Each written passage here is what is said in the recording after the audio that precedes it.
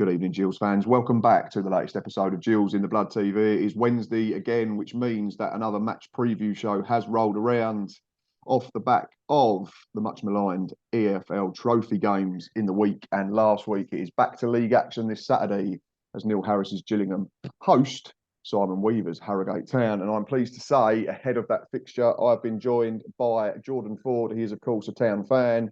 You can find him on Twitter at JordanFord84. I will put his handle in the description at the bottom of the video, as always. First of all, Jordan, hope you're good and appreciate you coming on. You're more than welcome. Good to meet you. And you too. Right, let's get straight into it then. We can finally look at last six in the league. We have hit that point. Every club, I think, apart from, I want to say Colchester and Swindon, because of the opening day postponement, have now played half a dozen fixtures in the league. So this very embryonic table is starting to take a modicum of shape. We'll start with Gills and get that out of the way quickly. Opening day, Stockport away 1-1-0. Then had a home game against Accrington, 1-1-0. Back-to-back away trips to Sutton and Crawley, 1-1-0. And then the wheels came off a little bit in the last couple. Home to Colchester, we lost by 3-0, having been an even game for an hour. And then Grimsby last Saturday, we just didn't turn up. It was comfortably our worst performance of the season. But let's talk about Doncaster. Jordan, opening day win at Doncaster Rovers was very impressive. 1-0 win, clean sheet, can't ask for much more. But then you got beaten on your own patch, second game of the season at home to Forest Green. And there was back-to-back away defeats at Tranmere by 3-0 and Accrington, 2-1. Then you bounce back again with a good win against Morecambe by 2-0, who are sitting in the top half of the table. So that's a very good win. And then unfortunately last time out, you got beaten 1-0 at home by Barrow. But there's a lot of conjecture about Barrow. Some people think they might drop off this season. A lot of people are very sweet on them and think they might be in the playoffs at worst. So again, it's tricky to gauge at the moment what are good results, what are bad results. You just want to get as many points on the board as early as possible. So what have you made of Harrogate opening 6 games of the campaign? It's been an indifferent start. The away win at Doncaster gave us a lot of belief, albeit you now look at the table and see where Doncaster are, and perhaps that away win wasn't as impressive as what we first thought. I think a lot of our challenges are a lot of issues which have been hanging over the club with our main striker, which I know we'll get onto. Mm-hmm. And that certainly affected us in the last game against Barrow at home. I know you mentioned there, people think Barrow may do well, some not so well. To me, it was a game between two poor teams. It was settled by a little bit of class, a great finish from their player, but both teams did struggle to create much. And I do think with what was going on behind the scenes, that certainly didn't help us, and should have really done better. Good win against Morecambe. Very impressed there, but Accrington again, we struggled to create chances. We seem to have massively improved our defence and look a lot more solid at the back, with Rod McDonald, who's coming from Crewe, and Anthony O'Connor, who's coming from Morecambe, and those two seem really solid. McDonald has missed a few games, and those are the games where we seem to have struggled in defensively, conceding some really weak goals. But our problem, much like you guys had at the start of last season, is creating those chances and scoring those goals. But hopefully now with sort of hopefully a more sort of settled strike force, a couple of new players coming in, that should hopefully improve. That's it, yeah. And let's talk about that man then, because you've mentioned him and we're sort of skirting around the subject, but it needs to be brought up. I think it was Luke Armstrong who made himself unavailable for some games earlier on in the window, was clearly angling for a move elsewhere.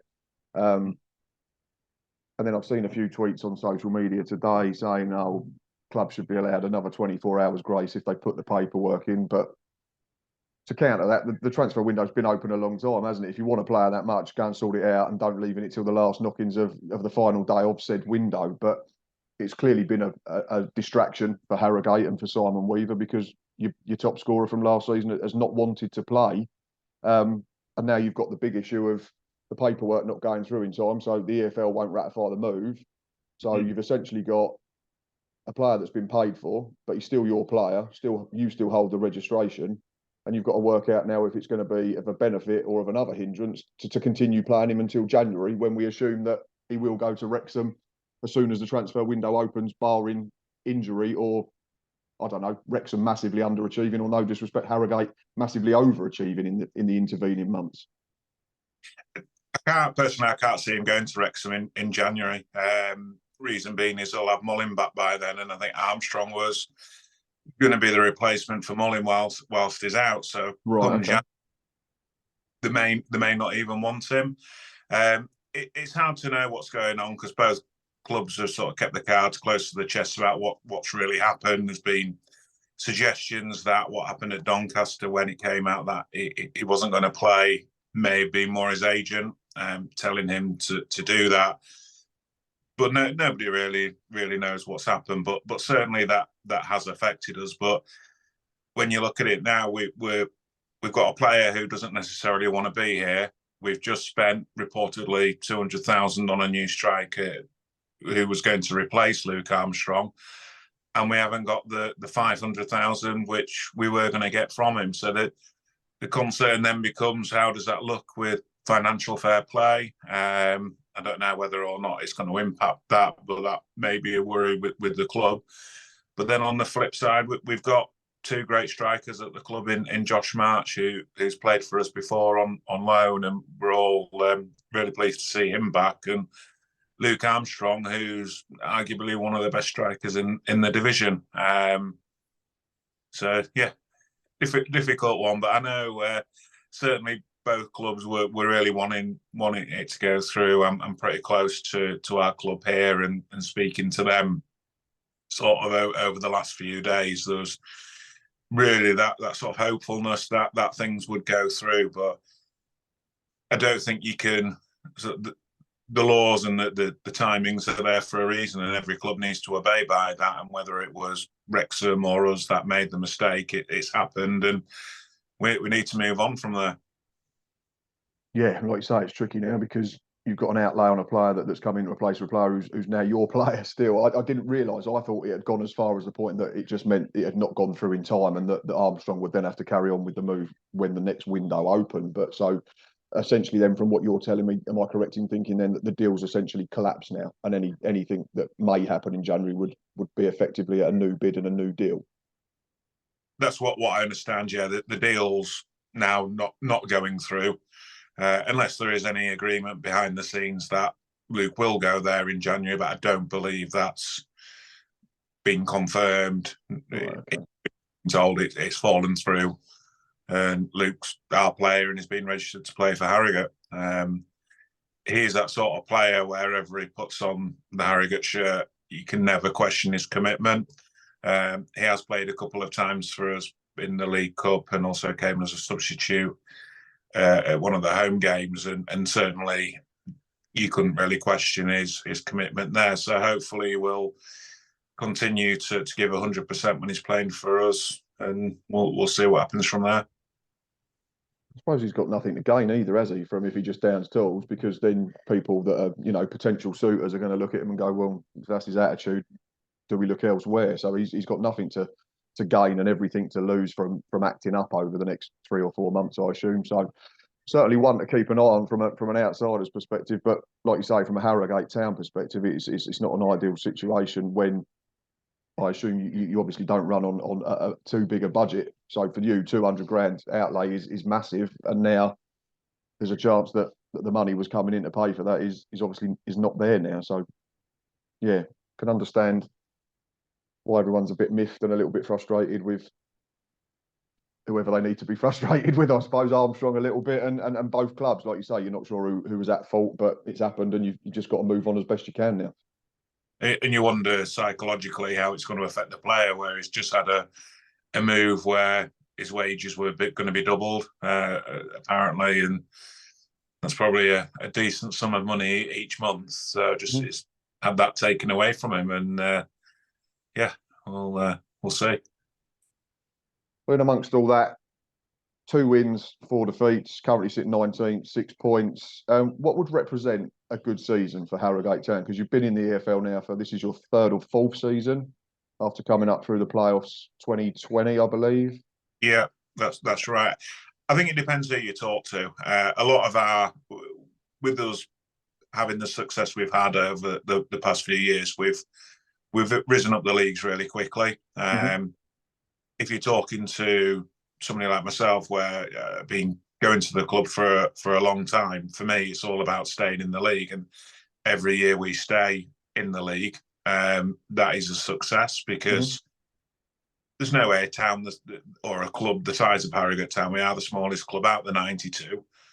We, as supporters, we shouldn't be expecting to be at the top of League Two, fighting against the likes of Gillingham, MK Dons, Bradford, or all of these clubs.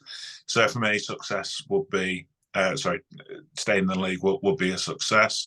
But then we do have these newer fans who have come on board, and it's great to see the attendance is increasing. But all they've seen from the club is success, and 4 or 5 years of success, getting promotion. And as soon as you start losing a few games and perhaps not doing as well, football fans are very fickle, and they'll let people know, and they won't come to the games. But for me, just staying in the league will be a success, and me becoming a more established League Two club. It's nice speaking to other supporters, because I think other supporters understand where we've come from, and we've not. Yes, we have got money behind us, but not in this. We've not gained promotion the same way as the likes of Salford have done it. Financially, we've had issues with Salford in the past, trying to get our players, and for them it's all about money and how much you spend. Whereas we've many a season now, we've had a very small squad. We've not necessarily spent a huge amount of money in order to get that success. Like I say, again, it'd be interesting then to see how they go, because I think I've said to a few times, and I don't know what your thoughts on it, but for me, it's probably the strongest League Two in, well, probably forever, in terms of the size of the clubs that are in there, and even the financial clout that's floating about. You mentioned Salford, obviously Wrexham, Stockport have spent well. We've been able to spend more than we have done for years and years since our takeover. I still don't think we're anywhere near them type of teams, but obviously it helps. But yeah, I understand your point about the younger fans, because if they come on board and all they're just used to is winning and winning, they then think it's very alien when you have a rough trot. We've had it, like, even just in the last 6 games this season, like, won the first 4, top of the league, everything's lovely, and then lose a couple and people spitting absolute venom at the manager on Saturday. It was an awful performance, I get that, but it's League Two football. If these players don't chuck in a 4 and a 5 out of 10 every so often, they're not playing for Gillingham or Harrogate. They're playing in the Championship or the Premier League. It's always trying to find perspective and balance, isn't it? And like you say, with your club, it's looking at the bigger picture. You might lose a few more games now, but that's because you're at the highest level you've ever been. So that's the nature of the beast. But you'd still rather be in here slugging it out with the Wrexhams, the Stockports, and going toe to toe with them, rather than being back in, I don't know, National League North or something like that, like you was a few years ago. As good as it was, you always want to test yourself against the best, I assume, don't you? The success was great, and the memories of sort of winning those playoff finals in the National League North, and then doing really well in the National League. But I would take struggling in League Two year in, year out, against sort of doing all right in the National League, or yo-yoing between the National League and the National League North. As long as there's 2 weaker clubs in League Two than us, then we'll be okay. That's it. That's what it's all about. So 22nd and above is the aim, and then you get there as quick as you can, and then anything else is a bonus. Absolutely. There's 2 men that have obviously been central to that success that we've already discussed over the last 15 years or so. I think 2009, Simon Weaver was appointed player manager. Is that correct? That's right, yeah. And obviously it's a slightly different setup, I know, because it's his dad Irvine is the chairman of the club, the owner. How is that from a fan perspective? Because obviously you've spoken about the modern game, it's a results business. Generally, if clubs start struggling, lose 5, 6, 7 on the bounce, or don't win for a couple of months, then chairmen tend to pull the trigger. Harrogate seems to be a very different vibe in terms of how it's run. And obviously there's an emotional connection between the chairman and the manager as well. How has that been, watching your club grow with that relationship between owner and gaffer? I think sort of at the start when he first took over, when the results weren't going our way, then there were calls for him to leave or for some changes to happen. But the Irving, who's the chairman, he's come out. They've done Q&As quite a few times with the supporters, and they've made it very, very clear that whilst he is chairman, Simon will be the manager. And okay, so that's in place. So that's as long as Irving continues to own the club, then Simon's going nowhere. That's directly from the club. But we know that if Irving wasn't at the club, he's spent a hell of a lot of money in transfers and getting us to where we are now. That wouldn't have happened. So whilst the manager does have the faults in terms of sort of maybe tactical and decisions and things like that on the pitch, we know that isn't going to change. And I suppose having a go at him or shouting for his head, it's not going to benefit anyone because it's not going to happen, and it's just pointless getting upset about it. I mean, they brought in, got number 2, Paul Thirlwell, who's an ex-Sunderland player. He's been with the club now for, I think, around about 7-8 years. Originally as a player, he's now the assistant manager.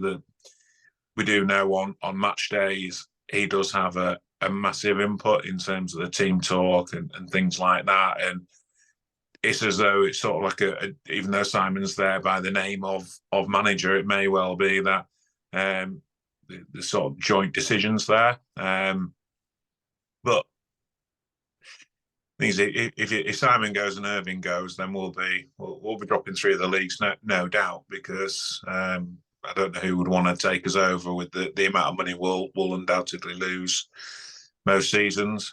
We are in a far more attractive position now than we were a few years ago, granted. But yeah, for me, a lot of the fans' opinions differ quite vastly. So you'll speak to me and I'll say one thing, and you'd speak to another fan and they'll be wanting red. Which is, again, that's how it goes, isn't it? That's the nature of being a football fan. As long as it's all done in the correct and proper manner and debated the right way, then it's what makes the world go round, so they say, isn't it? But it's fair to say, obviously, they've played a huge part in the success over the last decade and a half, and it's brilliant to see. I remember watching the documentary that was done on what used to be BT Sports, now TNT Sports, a couple of years ago, called We Are Town, was it? I think. Yeah, proud to be Town.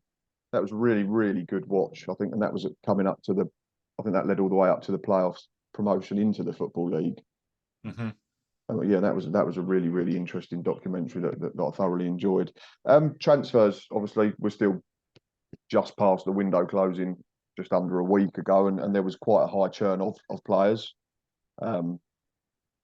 Obviously, Armstrong didn't leave, but I think the biggest departure was Alex Patterson, who went to Bradford City. You'd got to surely class that as a fairly big loss in terms of his numbers last season and his general performances. But there's been a lot of incomings as well. So I've made a list. I mean, you've already mentioned Rod McDonald and Anthony O'Connor. There's others. There's Dean Cornelius, who's coming from Motherwell on a free transfer. I think Matt Daly, Huddersfield free. Liam Gibson, released by Morecambe. James Daly as well. Is he related to the other one? No relation. Who came from Woking, I think, in the National League. Lewis Thomas was released by Burnley. Abraham Odo released by Rochdale upon their relegation. Matty Falls from Bradford. Josh March, you've already mentioned, came in from Stevenage late in the window. And Jeremy, is it CV or Sivey on loan from Middlesbrough? Is that correct?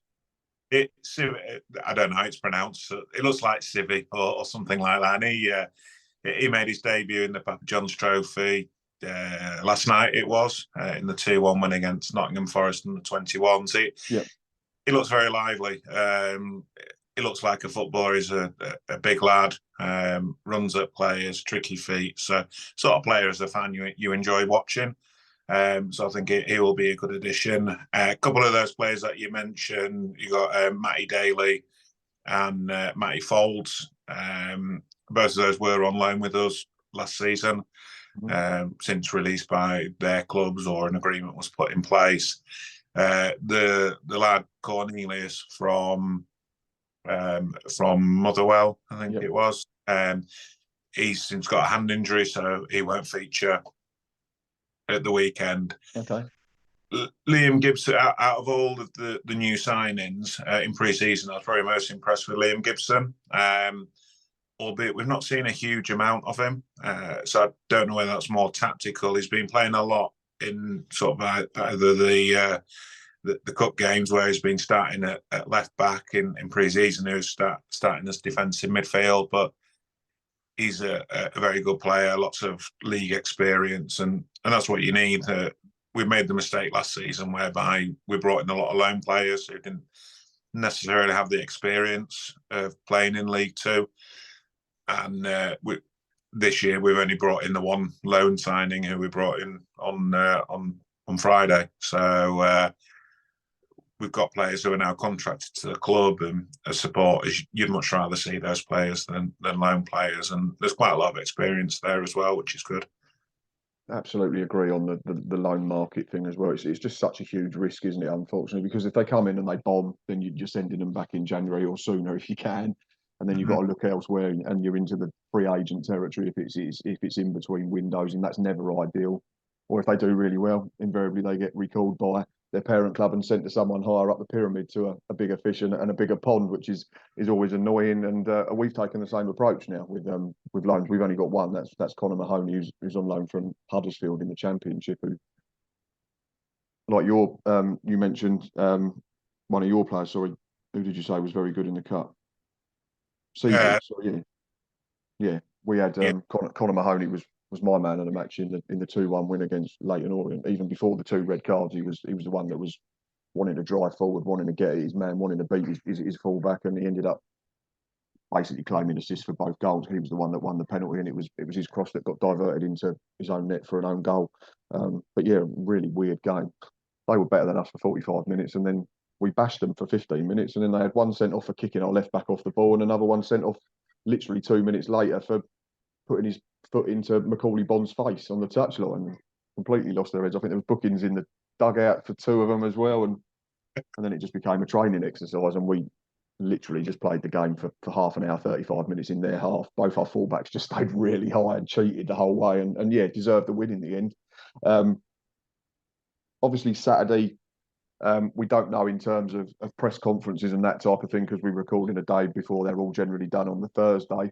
But what are you aware of in terms of injuries? You mentioned a couple that are either out or might be missing. So what are we going to expect as Gillingham fans from Harrogate in terms of shape? It looks like you play generally a 4-2-3-1. Looking at an app that I use, would that be correct?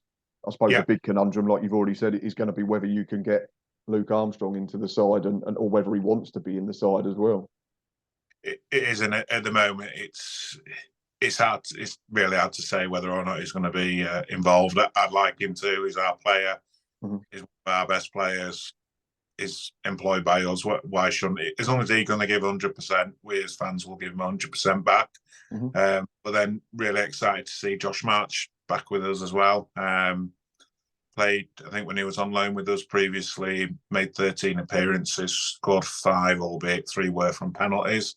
But very tricky player, likes to draw defenders in the box and then perhaps take a cheap fall and win those penalties. But so hopefully we'll see a bit of him as well. But it'd be interesting to see how they play if Armstrong does start. It's just another one. Sorry, I was looking at Sam Follering seems to have started. Well, he's played up top in a few games. Is that correct? Have I got the pronunciation right? Seems to have scored in the league, got one in the cup as well. Yeah, frustrating player to watch. We signed him from Middlesbrough Academy last January. Yeah, bags of pace, tricky player. Maybe struggles a little bit with the end product. But I suppose that will come with experience. But an exciting player to watch. Same with Oddo as well. He's come from Rochdale. So they're all these sort of small, sort of tidy, quick players, quick with the feet. you mentioned earlier about Alex Patterson, who's gone to Bradford. That's probably would have been a bigger loss than losing Luke, because the position he played in, he sort of joined up the midfield and the attack, and that seems to be the area where we're really struggling in, and why perhaps we're not creating those chances. So he's a big loss, albeit very injury prone, niggly injuries, so missed a lot of games for us. But Sam's a decent player, good player to watch, but just perhaps needs to improve with his end product. Again, that's the nature of the beast with youngsters, isn't it? They've got to learn the game, and sometimes they'll tend to just be a little bit head down, don't they? And that comes with games and experience, that they develop this understanding of the peripherals and what's on the outside of them, rather than just head down and going towards goal and that type of thing. But pace I think is always a big threat at any level. No defender wants to be playing on the half turn and running towards their own goal, and you seem to have 3 or 4 that could cause damage in that aspect. So it'd be interesting how we match up against that. It's a thing we've lacked. We lacked it even last season after the takeover, when we were very good from January to the end of the campaign. I just felt there was games where we didn't have pace and an outlet, and it cost us, like narrow defeats at Barrow, Northampton, that type of thing. If we'd had a player that we could just clip it in and just get them to run to the corner, we might have picked up a few more points. And we were just a little bit one-dimensional, and it's something that I'm still not sure we've added enough of. Conor Mahoney is definitely direct and a player that wants to get his fullback and his defenders. We're missing Dom Jeffries at the moment. He's pulled or torn a hamstring, I think, so he's out for at least a month. Who's very good occupying that left-hand side, but then tucking in when we're without the ball to make us more solid. So, I mean, we've got plenty missing at the moment. We've got Jeffries torn hamstring. Ollie Hawkins has got some sort of condition with his heel at the moment, so he can't plant his foot. There is a very long technical name that I can't remember.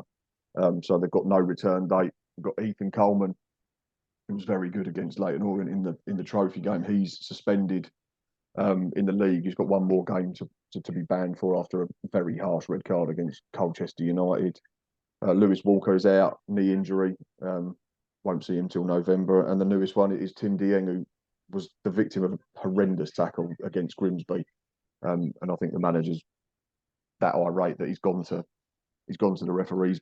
What is it, the PGMO? I always get the letters the wrong way around. But the Referees Association, and said, can we have an explanation? Because for me, the tackle on Timmy Dieng was far worse than the one that Ethan Coleman got suspended for, and there was no red card. But that's probably a whole episode we could do on refereeing at League Two level, I think.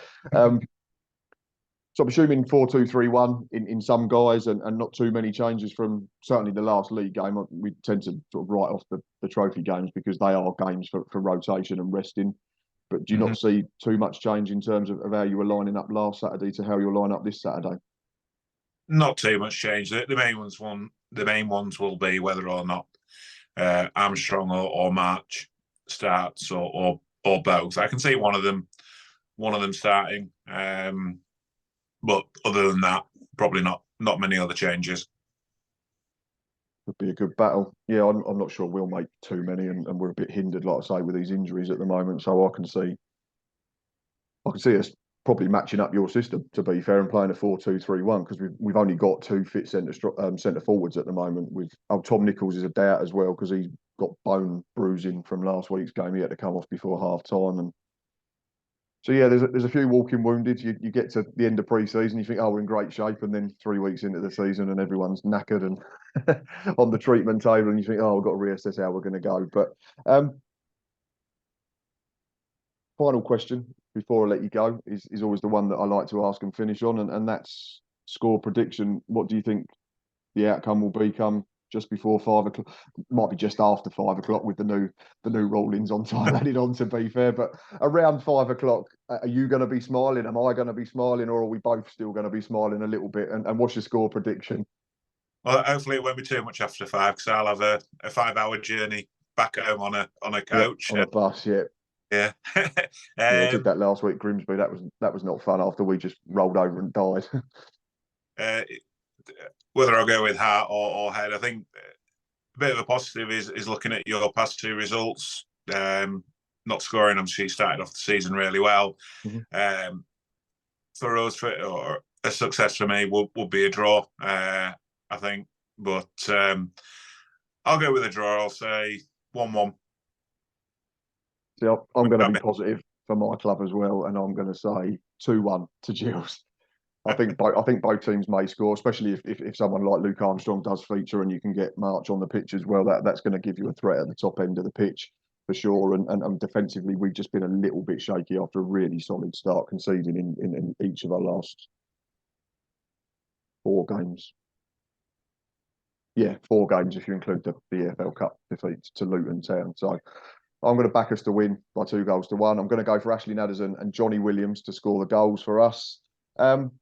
Jordan, it's been a real pleasure. I've really enjoyed this one, getting to know you and getting to know Harrogate Football Club. And that, like I say, is the sole purpose of these episodes. So thank you very much. I really appreciate your time. You're welcome. Good to speak to you, and enjoy the game Saturday. And you, and I hope that 5-hour journey is really painful on the way home. If you've been, but no, I'm only joking. Obviously, safe journey down and a safe journey back, and we can be friends before 3 and after 5 o'clock, of course. But in between, I hope you're rubbish. Gills fans, Harrogate fans, if you are still watching at this point, like I always say, thank you very much. As I've already mentioned, Jordan's description and Twitter handle is in the description, at the bottom of the video. So go and give him a follow for all the Harrogate Town news before, during and after the game. We'll be back inside the Priestfield, of course, on Saturday for a match day live with Boz and whoever else wants to come and get involved.